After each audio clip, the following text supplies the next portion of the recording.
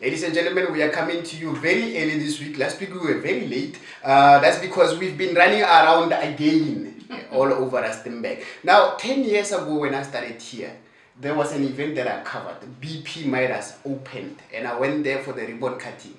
10 years later, I went and took a photograph of their 10-year anniversary. It's on page 2 of this week's edition. Ja, en welkom ook en goeiedag van my kant af. Ek spring dan weg met die voorblad. Nou, ek en Jabulani het soos 2 opgewonde springkane donderdagmiddag hier weggetrek. Die polisie het ons genooi eksklusief as die enigste media saam met hulle om 'n operasie by te woon by die taxi staanplek hier in die dorp en hulle het ook uitgebrei na ander dele van die sentrale sakegebied. Die weermag was betrokke by binnelandse sake, immigrasie en die honde-eenheid. Dit was regtig iets om te sien. Hulle het daar ingespring onder die kriminele en hulle laat bond staan.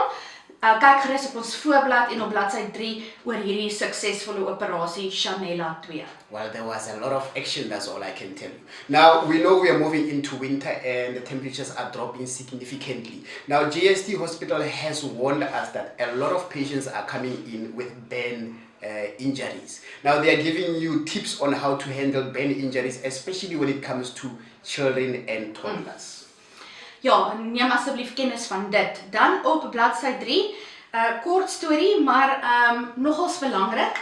Soos ons almal weet, is die verkiesingsdatum aangekondig en dit is op die 4de November en die politieke partye begin nou rondspring en vra mense om te registreer. Dit is jou demokratiese reg om te stem en ook jou demokratiese verantwoordelikheid om te stem. Soos hulle sê, as jy nie stem nie, mag jy nie kla nie. Gaan kyk gerus op bladsy 4. Die eerste registrasie naweek is in Junie bekend gemaak en laat jou stem hoor. Ongelukkig in die laaste verkiesing het onder 50% van die land se bevolkings gestem. So dit is belangrik tog om te laat weet waar jou prioriteite, kom ons sê dit so, waar dit lê, oefen jou demokratiese regheid. Go and vote, make a difference. We are making a difference here at Rustenburg Herald. We were approached about a missing elderly person in Lefaragate. All the details are on page 6. Please, if anyone has information, let us assist in reuniting him with his family. On that note, I will say goodbye. I just want to quickly add on to what Jabulani just said. Ons kry gereeld berigte van mense wat vermis is.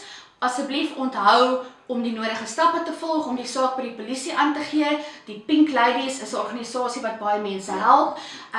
Please take note of when and where they were last seen, what they were wearing. All of those pieces of information will assist the public to help and locate missing persons, and especially if they are elderly, if they have intellectual disabilities, or if they are very young.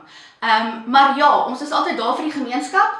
Onthou gerus om jou kopie van hierdie week se koerant te kry gratis by jou naaste kafee, verkeerslig of koerant verspreider. Ons sien julle weer volgende week. Bye.